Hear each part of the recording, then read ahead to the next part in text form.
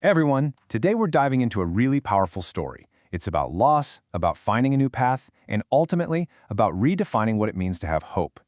We're going to follow one woman's journey through some of the deepest grief imaginable and see how she transformed all that pain into a mission to help others find peace at the end of their lives. And it all kicks off with one single heartbreaking memory.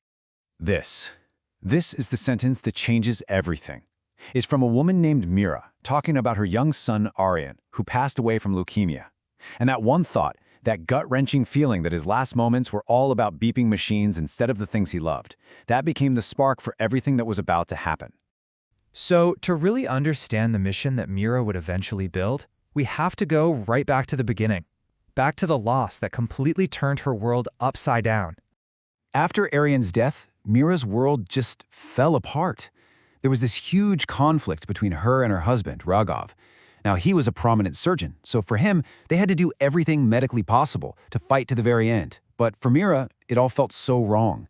This pain and disagreement sent her spiraling into depression and alcoholism, and their home, once so full of life, just became this place of anger and sorrow. The first tiny glimmer of light came when a friend gently, nudged her toward a meditation center. And it was there, at that center, that she reconnected with an old friend who was running an NGO, one that was dedicated to helping the terminally ill. As she listened to their stories, something just clicked. She decided to volunteer. It was like she found a way to take her own personal tragedy and turn it into something else, a mission to make sure other families wouldn't have to go through what she did. So what did this new job, this new role, actually look like? I mean, Mira wasn't a doctor, she wasn't a nurse. She was stepping into this space as something completely different, and it was a role that would seriously challenge the way the medical system worked.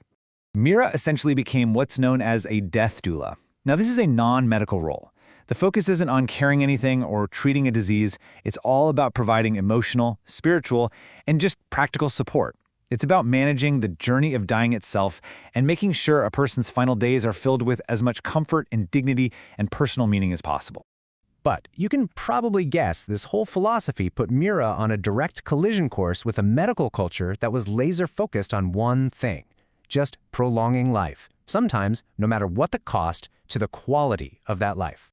And this slide, I think, just lays out that conflict so perfectly. On one side, you have the language of war, right? We have to keep fighting. Another round of chemo. Don't give up hope. That was the world of the doctors and so many of the families she met. But Mira's approach, on the other side, it was all about changing the goal. It was about shifting focus to joy, to prioritizing comfort, and to understanding that a peaceful end could be its own beautiful form of hope. And man, this was not an easy road. In pretty much every single case, Mira ran into the same walls of resistance. She met families like a son who got so angry, accusing her of getting in the way. She had to deal with skeptical doctors who just wanted to try one more procedure, one more experimental drug. And she was also navigating these really deep cultural beliefs where anything less than going all out with medical intervention was seen as just giving up. But her method was always so personal, never one size fits all. For a 5-year-old girl named Priya, peace meant being surrounded by her favorite stuffed animals, not IV drips.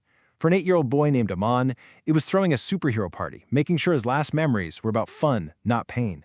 For an elderly woman with Alzheimer's, it was filling her room with the old Tamil song she grew up with. Every single time, it was about finding that one thing that brought comfort and meaning to that individual person. Mira's work was really building towards something, and it all culminated in a case that would become her greatest challenge, a journey that would push her to her absolute limits, and in the end, would completely transform her own life. So Mira gets a call about a woman named Rekha. Rekha had advanced AIDS, she'd been totally abandoned by her family, and she had this one final desperate wish. She wanted to die in the holy city of Kashi. But even more important than that, she needed to know that her little 4-year-old daughter Ananya was going to be safe. And against the advice of her husband, her friends, everyone, Mira said yes. She took on this incredibly difficult journey with a woman whose health was failing by the hour and this tiny little girl. For weeks, she just kept a vigil by the river Ganges, taking care of Rekha, and in the process forming this incredible, unbreakable bond with Ananya. When Rekha finally did pass away peacefully, Mira performed her last rites, but she just couldn't do it. She couldn't leave Ananya in an orphanage. And in that moment, she made a decision that would change her entire life. She decided to adopt her. See, this journey to Kashi wasn't just about bringing one life to a peaceful close. It completely redefined Mira's. It's where her grief was finally, fully transformed into a new kind of purpose. This whole journey was her ultimate test. And the elixir, the thing she brought back, it wasn't some miracle cure for death. It was a completely new understanding of hope. She realized that hope doesn't always have to mean fighting for one more day, one more breath. Hope can also be the hope for peace, the hope for dignity, and the hope for a death surrounded by love, not by machines. And with that realization, her story really came full circle. Adopting Ananya gave her a new future. It was a way to be a mother again and to honor Aryan's memory in a new way. And her husband, Raghav, after seeing the profound impact of her work firsthand, he finally got it. He started defending her to his skeptical colleagues. He became her biggest supporter. And together, they took all of that shared pain and turned it into a shared purpose, building a new kind of family. So, at the end of the day, Mira's story leaves us with a pretty fundamental question, one we all have to face eventually. When we're looking at the inevitable, how do we define a good ending? Is it about fighting for every last second, no matter the cost? Or is there a different kind of victory to be found in peace, in dignity, and in love? It's a huge question, and definitely one worth thinking about.